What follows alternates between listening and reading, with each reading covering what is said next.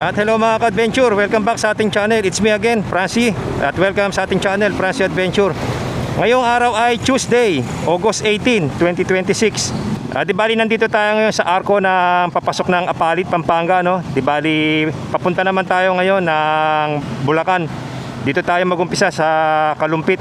At ang vlog for today ay mag-update lang tayo kung possible ba ang MacArthur Highway magmula rito sa Apalit papunta naman ng Bulacan, ano? Sisilipin lang din natin yung mga ibang mga kalagayan ng daan, ano, kung possible sa lahat ng klase ng sasakyan, lalo na sa mga naka-scooter. Tara, huwag na natin patagalin ito. At kung bago lang din kayo sa ating channel, don't forget to like, share and subscribe, Francie Adventure. At maraming salamat din sa pagsuporta ninyo, ano? Tara, let's go. Di bali ang episode na to, ito yung magmula sa Kalumpit hanggang doon sa pinaka-boundary ng Giginto tsaka ng Malolos. Bibigyan ko kayo ng update sa mga kalagayan ng lugar dito ngayon na madadaanan natin.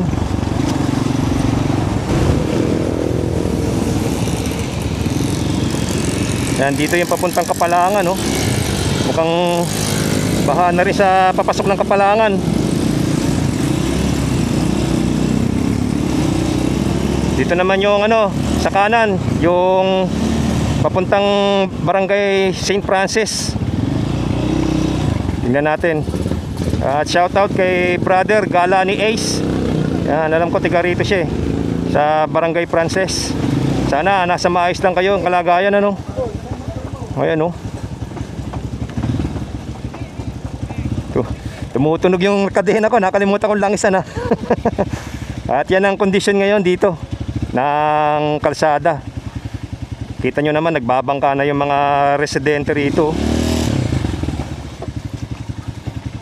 Gumagamit na ng bangka yung mga tiga Barangay Francis para lang makapunta doon sa mga bahay nila at saka makalabas dito sa kalsada.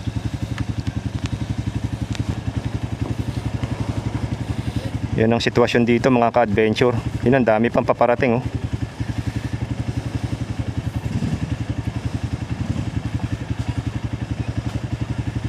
Kawawa, no? Ganito na talaga.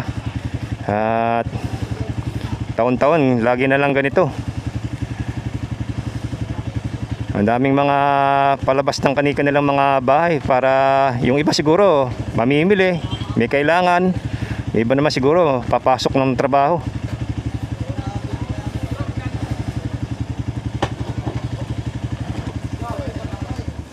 Ayan ang sitwasyon dito.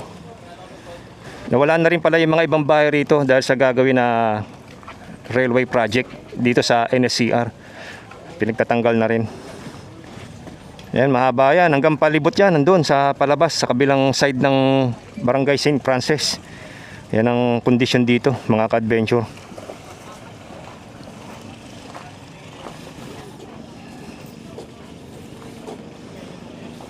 Ayan, tara. Punta pa tayo doon sa ibang dadaanan natin.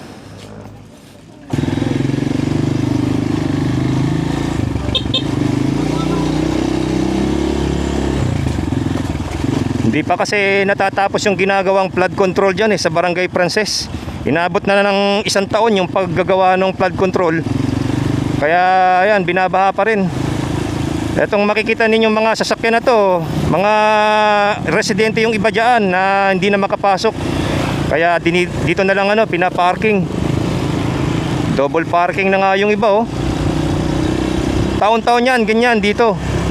Itong lugar na to.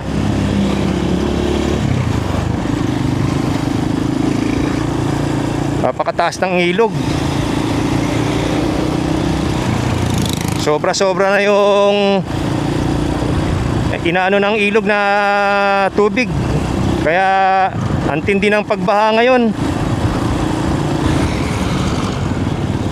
Dito, kakanan tayo rito. Pakikita ko lang sa inyo yung kalagayan dito ng daan papunta dito sa may Barangay Kalison.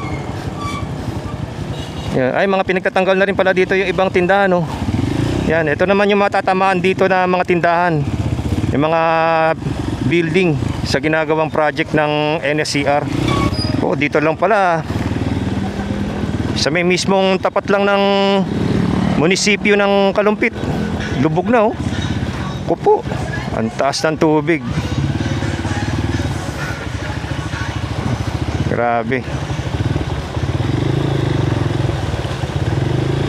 Ang lalim na. Halos wala nang... Dito pa lang sa bungad oh. Kalahati na ng gulong ng tricycle yung lalim ng tubig. Ito na yung pinaka municipal hall ng Kalumpit. Lubog na rin. Kawawa ang Kalumpit. Pati munisipyo nilulubog na rin. Yan, dyan yung papuntang Kalison, tsaka sa Mayto, yung pinuntahan natin. Napakalalim pala ng tubig doon, mga ka-adventure. Oo. Hanggang lagpasita na po, Yun, nakikita ko yung mga naglalakad yung papunta rito sa malayo. Lagpas hanggang hita na yung tubig.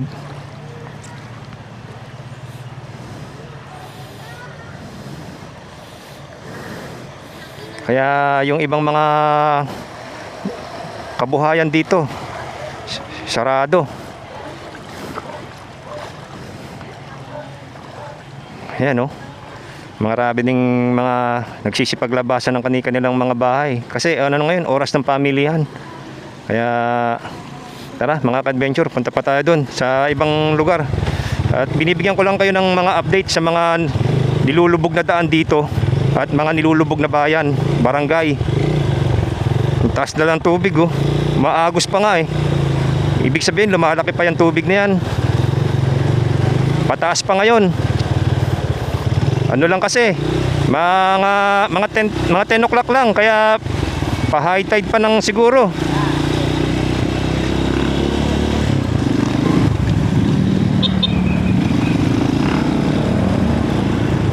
So, kanan tayo rito sa MacArthur Highway.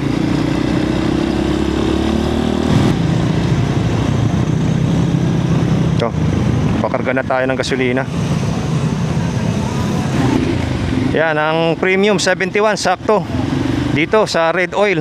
Ang diesel ay 8210, para magkaroon kayo ng idea kung magkano rito sa Kalumpit. At ngayon ay Martes, araw ng market day dito sa poblasyon ng Kalumpit, Bulacan, kaya medyo matraffic.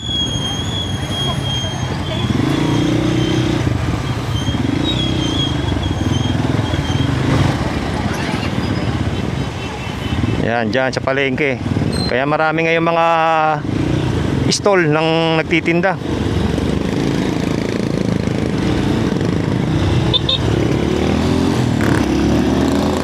Kaya nandito na tayo sa Labagan Bridge. Dito walang masyadong mga nakaparking sa tulay.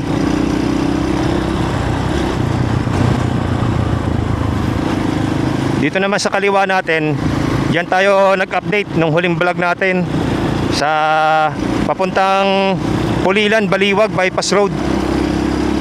Diretso tayo rito hanggang sa makarating tayo sa pinaka-boundary ng Giginto, Bulacan, tsaka Malolos.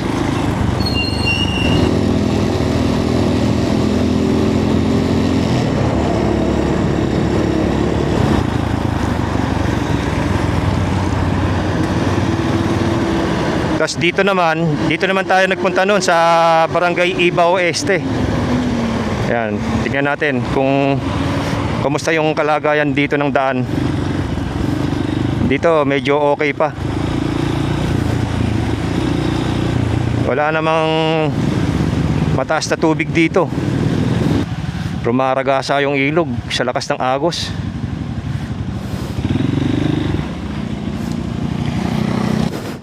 Rumaragasa yung ilog. Pakikita ko sa inyo. Yan, ito na, tabing ilog na to mismo. Oh. Kawawa tong bahay dito sa gilid Nakatayo na mismo sa gilid ng tapos walang flood control dito. Ayan, ito yung ginagawang tulay ng NSCR. Ang lakas ng agos palabas. Yan. Siguro talagang nag-overflow yung tubig doon. Kaya rumaragasa yung tubig dito sa ilog.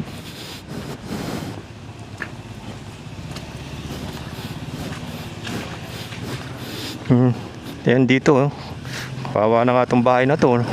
Hindi na nila napapakinabangan yung ilalim ng bahay nila.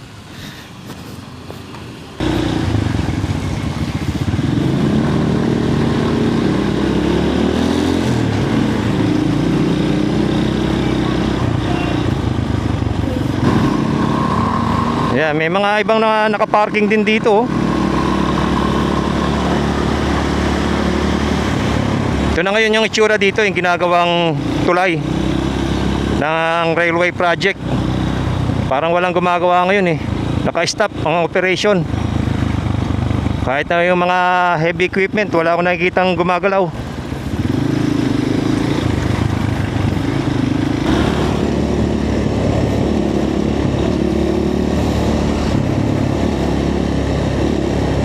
At maraming salamat nga din po pala sa nanood yung vlog natin doon sa may Apalit Bypass Road. Natutuwa ako doon nung nagpunta ako doon Talagang nagkaroon ng resort doon sa Bypass Road mismo Yung mga tao talagang sasaya nila kahit na ganito yung sitwasyon ng panahon tsaka ng bagyo. Tignan natin kung bumabaha rito sa parte ng kalsada. Kasi nilulubog din tong mismong daan na to papunta doon sa may La Residencia, sa mga subdivision. Ang dami kasi ritong mga nilulubog na subdivision.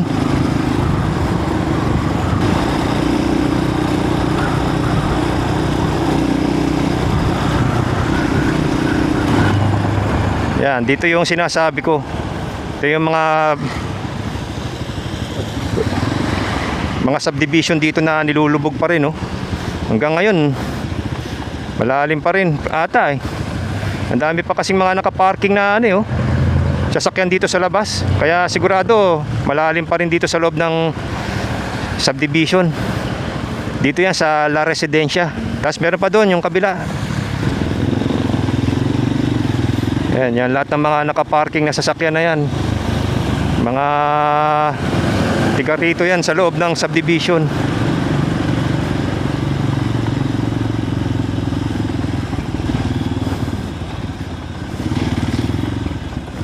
Lubog pa rin. Lubog pa rin pala. Ayan Magmula doon sa pinasukan natin kanina, doon umaabot yung tubig. Pero kita nyo naman dito, lubog pa rin. Ang lalim pala dito. Ngayon lang kasi pumasok mismo rito Ayan ang lalim. Ayun. Ayun si brother pauwi na siguro. Ang taas pala ng tubig. Yung tricycle doon halos isang gulong na yung lalim.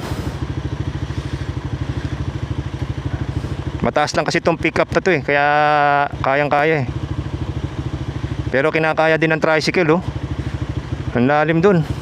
Diyan kasi sa likod niyang niyan, yung pinaka perimeter ng subdivision na to, meron kasi diyang irrigation. Siguro nag-overflow yun. Tapos yung ilog, kaya pag nag-overflow yung irrigation tsaka yung ilog, dito talaga ang punta. At marami ng mga nagrereklamo dito Nabalita pa to dati. Dahil nga nagrereklamo yung mga residente rito, bakit yun daw flood control parang hindi ata natapos or hindi nagawa.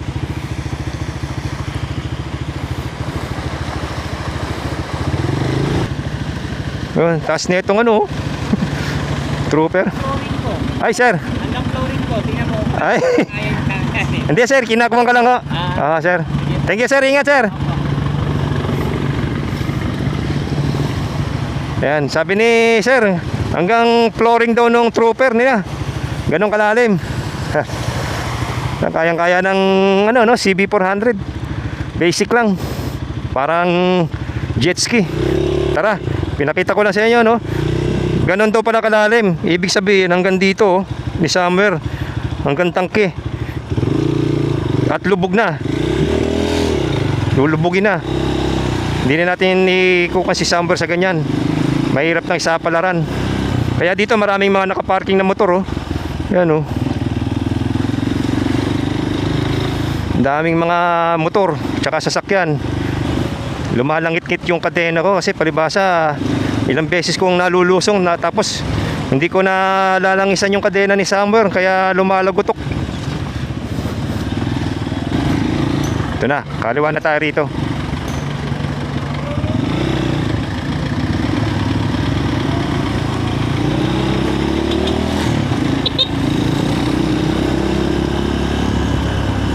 Yun, dami pala nakaparking dito.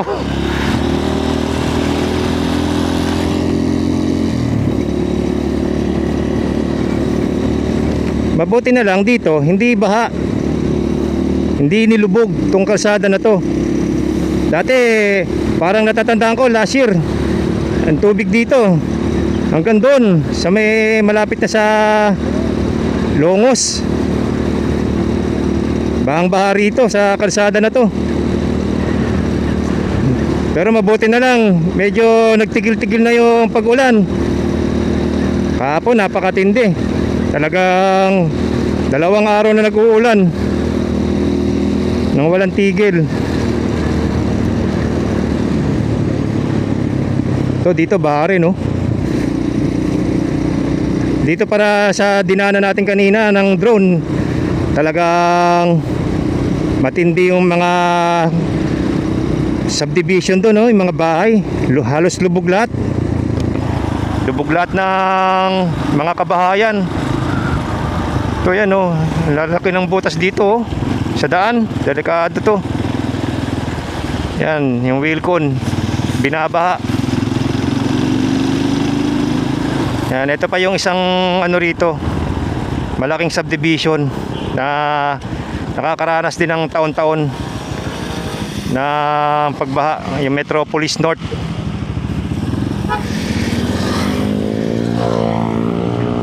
Yan, oh. Dito pala, para palang mas mababa pa tong Metropolis North. Mas mababa dito kumpara doon sa La Residencia, no, na pinuntahan kanina natin sa unahan. Hanggang doon na yung tubig, oh. Mas mababa pa lang location nito. Halos tahimik dito, eh. Wala rin ako nakikita mga lokal na mga ano, eh, lumalabas, oh. Ganyan, tahimik ang Metropolis. Baha pa rin. Kaya pinakita ko lang sa inyo yung mga nilulubog na subdivision.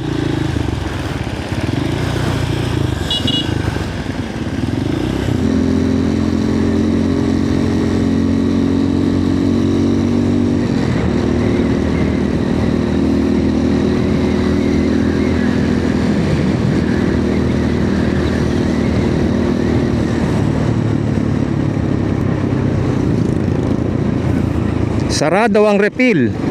Lubog ang tangke sa tubig.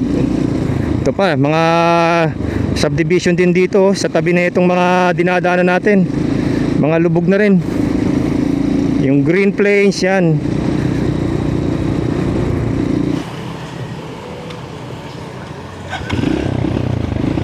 Dito nga may mga ano na yun. Meron ng mga truck na nagbibigay ng ano, libreng sakay sa mga tiga Metropolis. Ayan, oh. Kawawa naman, ano. Oh.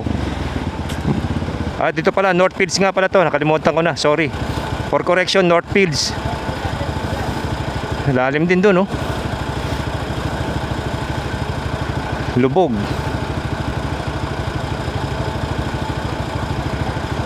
Lubog ang Northfields. Ano bang ano dyan, sir, sitwasyon? Yung flood control ba dyan? Kaya nagbabaha?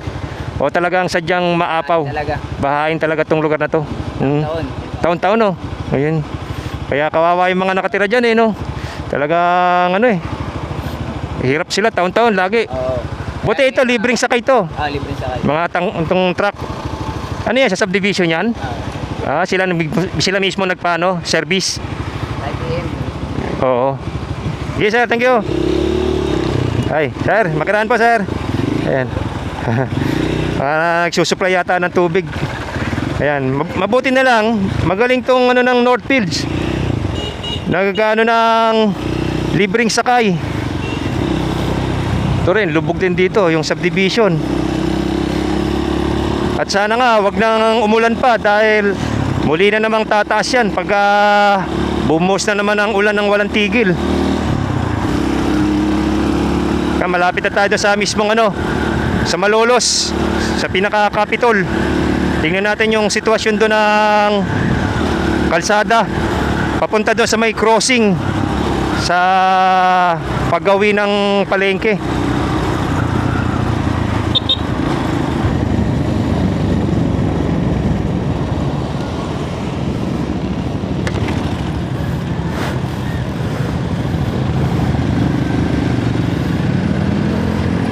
Ito, Cabanas.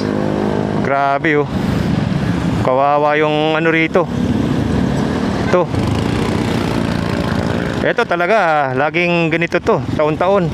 Meron nga ditong ano eh, yan, parang ilog. Tapos merong ano dyan, may pumping silang ginagawa dyan. Ang problema, yung pumping nila, lubog na.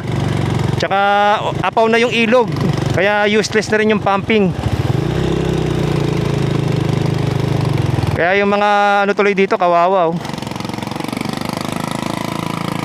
Yung mga establishment dito, yung mga business, sarado.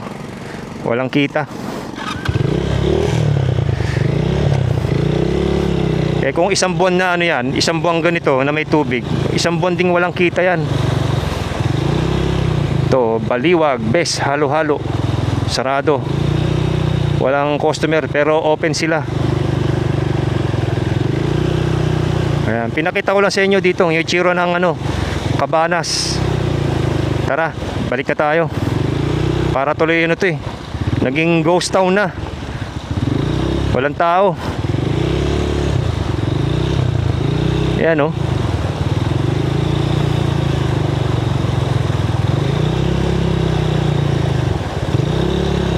Lalim na rin pala dito sa kabilang side. Tara, lalabas na tayo rito. At dediretso pa tayo para hindi masyadong humaba tong video natin sa pag-update dito sa MacArthur Highway. Yan, meron pumping station dyan eh, yan oh. Yan yung pumping station. Pero apaw na yung ilog.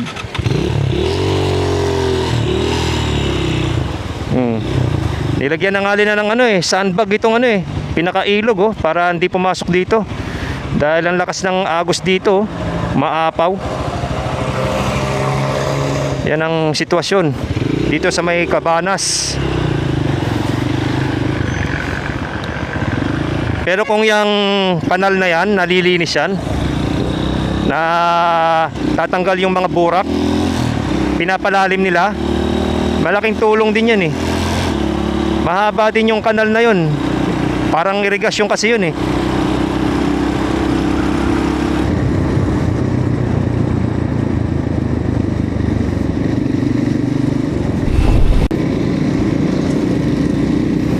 Peri. Grabe yung ano dito. Ang dami ng sira ditong daan. Ang lalalim na. Mga nahukay na oh. Ayan oh. Ang dami yung lalaki. Nahukay na ng kakaulan. Nasira na naman. Dito yung isa sa ginagawang ano, parang ano ata to eh, Robinson. Na malaking ano yan, malaking department store tong ginagawa na to. Magkakaroon kasi ng ano dyan, parang park. Ayan oh.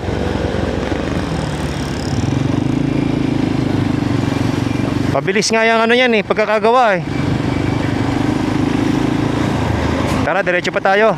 At nandito na tayo sa may mismong ano, Kapitolyo ng bayan ng Malolos.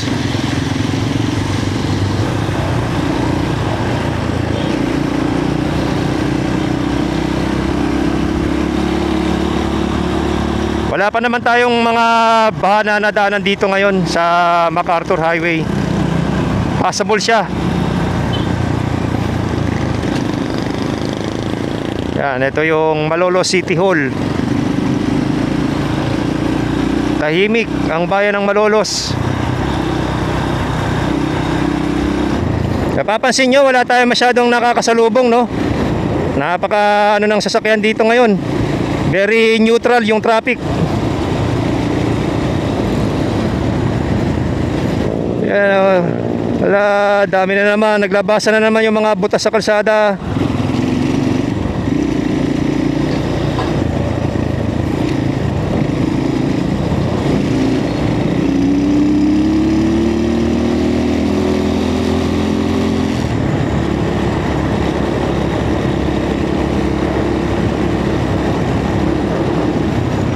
Ito ang Kapitolyo ng Malolos, Bulacan.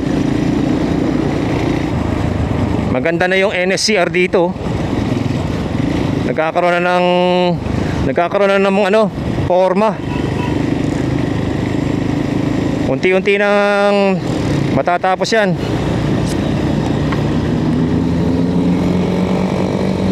Dito tayo dadaan sa ilalim. Dito tayo dadaan ng ano, overpass. Tignan natin kung baha rito. Dito sa baba.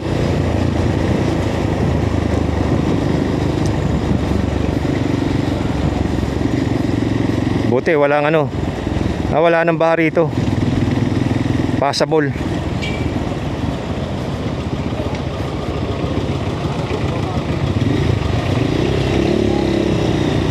Ayan, dito na yung pinaka-crossing. Dito sa kanan, ito na yung papuntang pinaka-pamilyang bayan. Ito naman yung bagong gawang tulay.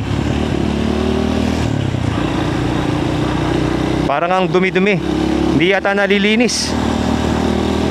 Okay, let's go. Diretso pa tayo, no? Para sa pag-update natin. Ayan, at pinapaalala ko, mag-iingat kayo dahil masyadong maraming sira-sirang daan dito ngayon sa MacArthur Highway. Dito sa may Malolos. Daming mga butas na daan.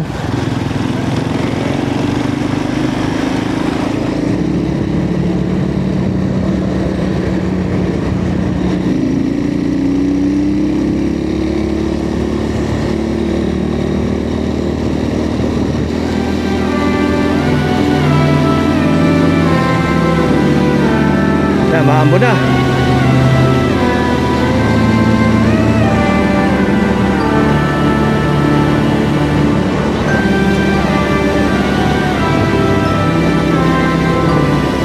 Buti wala nang baha rito. May nakita kasi ako dito, nag-post. Ito, puro tubig ito. Pero ngayon, nakakadaan na, no? Nagbabaha rin kasi itong part na to ng Malolos na to kapag nasa bayan ng high tide tsaka bagyo.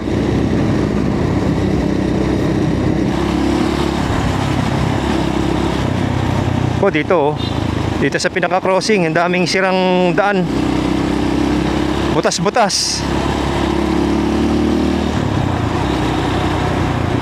At inuulit ko, ngayon ay araw ng Tuesday, August 18. Para sa mga magbibiyahe, passable po ang MacArthur Highway hanggang makarating kayo ng Apalit, Pampanga. Wala pong baha. Marami lang sirang daan. Maraming mga butas-butas sa daan, kaya mag-iingat kayo, lalo na sa mga nakamotor.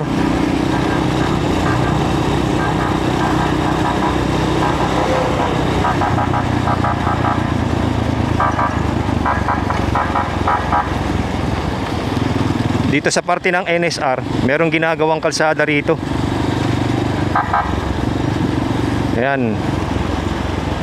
Nag-ano pala, piping. Naglalagay ng linya siguro. Sarado tong ano, center lane sa tapat ng SNR.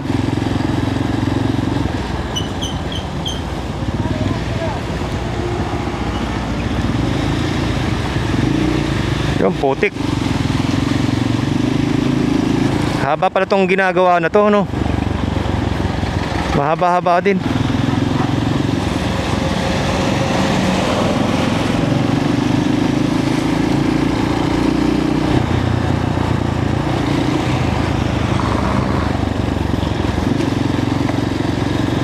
Yan, dito, ang dami ring ano rito. Ang dami ding butas na daan.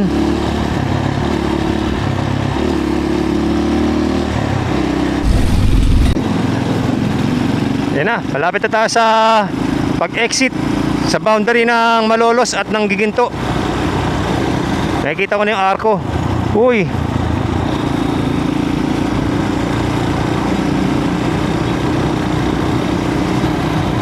lalawigan ng Bulacan. Welcome to Giginto. Thank you, Malolos.